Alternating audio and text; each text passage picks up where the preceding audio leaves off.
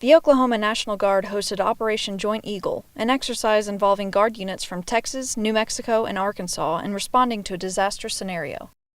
What we have going on here is an exercise that focuses on the military response to a disaster.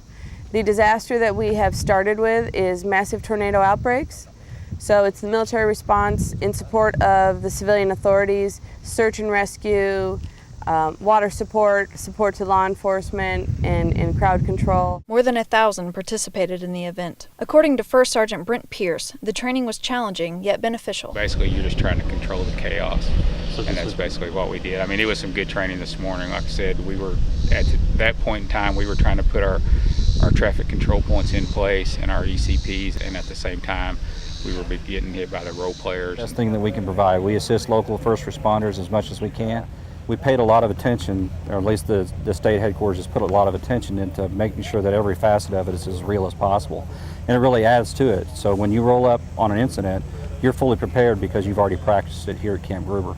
This is a tremendous opportunity to come together, be able to work together, play together, so that way, if something happens, this won't be the first time we've been face to face. We're blending very well together. I mean, we all have the same background, same training, just a little bit different culture, but as everybody is hitting the ground, we're all under one command, working to one end.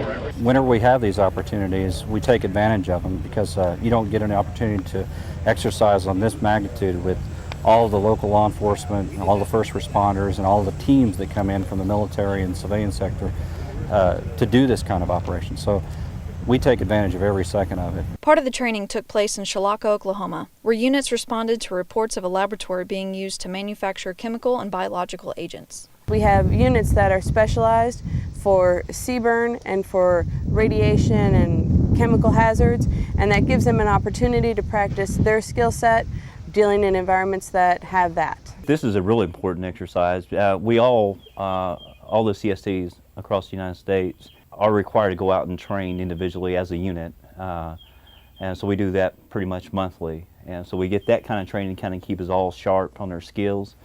But we don't have that many opportunities to kind of interact with other CSTs like we are today. Getting a chance to come here, not only just test our equipment, but also get to see what they have, come up and look at how they operate, we can bring that information back and use it for our SOP so that we can get better when we're doing our work. I do this stuff because I like serving my country.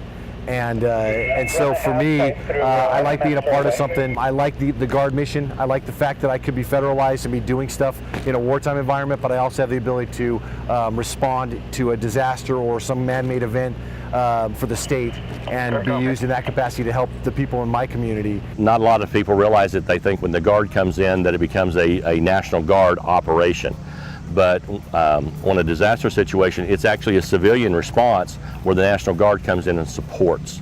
And so when they come in, they're working for me if I'm the incident commander.